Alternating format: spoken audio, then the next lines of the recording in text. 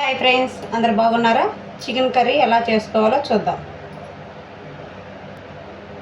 ఒక స్పూన్ అల్లం చిన్నులపాయ పేస్ట్, కారం 3 స్పూన్లు, ఉప్పు రుచికి సరిపడినంత, పసుపు 1/2 స్పూను, పెరుగు 2 స్పూన్లు. బాగా కలుపుకోవాలి. ఇలా బాగా కలుపుకొని పక్కన పెట్టుకోవాలి. స్టవ్ మీద కళాయి పెట్టుకొని 3 స్పూన్లు ఆయిల్ వేసుకోవాలి.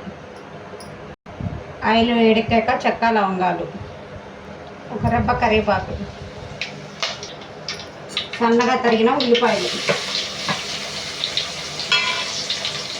పచ్చిమిరకాయలు,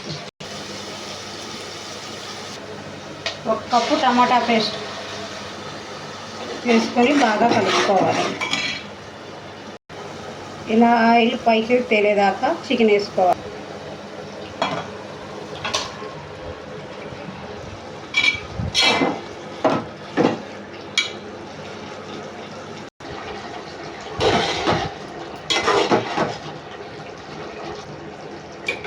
స్పూన్ల కొబ్బరి పేస్ట్,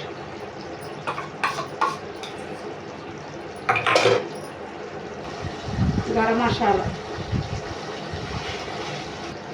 1/2 గ్లాస్ వాటర్ పోసుకోవాలి. కొత్తిమీర వేసుకొని ఒక 10 నిమిషాలు మగ్గించుకొని స్టవ్ ఆఫ్ చేసుకోవాలి. ఎంతో గుమగుమలాడే చికెన్ కర్రీ రెడీ అయ్యింది.